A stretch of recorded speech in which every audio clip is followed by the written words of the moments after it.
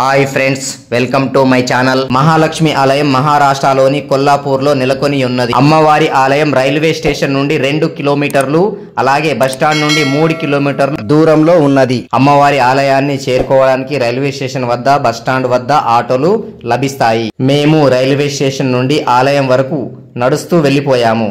మాకు నడవాలనే కోరికతో పాటు ఓపిక కూడా ఉన్నది. అందుకే మేము ఆలయం వద్దకు నడుచుకుంటూ వెళ్ళిపోయాము. మేము నడుచుకుంటూ రైల్వే స్టేషన్ నుండి ఆలయం వరకు అర్ధ గంటలో వెళ్ళిపోయాము. కొల్హాపూర్లో దేవస్థానం యొక్క రూమ్స్ అందుబాటులో లేవు. ప్రైవేట్ వసతి గృహాలు మరియు ప్రైవేట్ హోటల్స్ కలవు. అందులో రూమ్స్ తీసుకోగలరు. మేము ఆలయం ముందు గల ఒక భవంతిలో రూమ్స్ తీసుకున్నాము. ఇది ఆలయం యొక్క ముఖ దర్శనం యొక్క ముందు భాగం. ఈ భాగంలోనే మేము రూమ్ తీసుకున్నాము.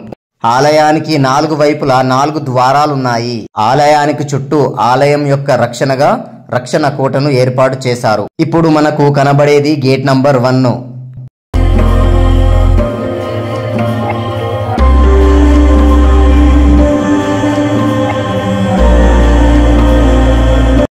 మొదటి నంబరు గేట్ నుండి లోపలికి వెళ్ళగానే మనకు నందీశ్వరుడు దర్శనమిస్తాడు. అలాగే దీపారాధన కోసం చేసిన పొడవాటి 4 స్తంభాలు కూడా మనకు కనిపిస్తాయి. చూడండి, ఆలయానికి సంబంధించిన అన్ని సేవలు ఇక్కడ అందుబాటులో ఉన్నాయి. ఆలయంలో ఏ సేవలు అందుబాటులో ఉన్నాయో ఈ చార్ట్ లో చూసి మీరు మీకు కావలసిన సేవలను ఎంచుకోవచ్చు. మొదటి గేట్ నుండి మనకు నేరుగా మనకు కనబడేది మండపం. ఈ మండపంలోనే కుంకుమ అర్చన కార్యక్రమాలు నిర్వర్తిస్తూ ఉంటారు. ఆలయ పూజలో అత్యంత ప్రాధాన్యతమైనటువంటి పూజ కుంకుమార్చన పూజ.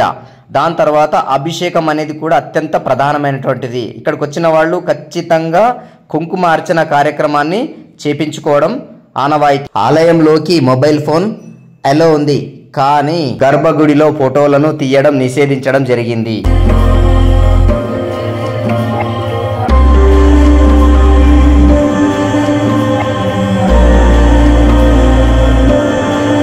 దర్శనం ఒక అర్ధ గంటలో పూర్తయిపోయింది.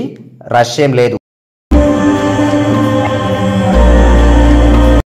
మహాలక్ష్మి అమ్మవారిని అంబాబాయి అని కూడా అంటారు. అమ్మవారిని శివాజీ మహారాజు కూడా పూజలు చేశాడంట. ఈ ఆలయం అష్టాదశ శక్తి పీఠాలలో ఒకటిగా చెప్పబడుతుంది. కొల్లాపూర్ మహాలక్ష్మి అమ్మవారిని దర్శిస్తే 7 జన్మల పాపాలు తొలగిపోయి అష్టలక్ష్మిల అనుగ్రహం లభిస్తుందంట. కొల్లాపూర్ మహాలక్ష్మి అమ్మవారిని దర్శించకుండా తిరుపతి వెళ్లి వెంకన్న స్వామి దర్శనం చేసుకున్నా అది అసంపూర్ణమని అందరూ భావిస్తుంటారట. సతీదేవి యొక్క శరీర భాగాలు ముక్కలుగా పడిన ప్రాంతాలని శక్తిపీఠాలుగా పిలుస్తారు. మహాలక్ష్మి ఆలయం సతీదేవి కళ్ళు పడిన ప్రాంతం.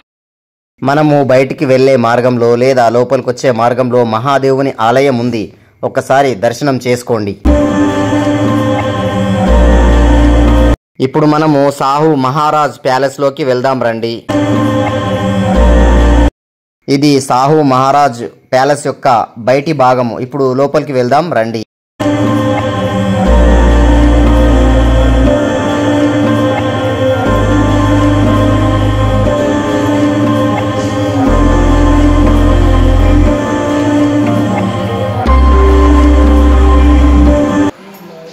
మా దర్శనం పూర్తయిన తర్వాత బయటికి వస్తున్నాము.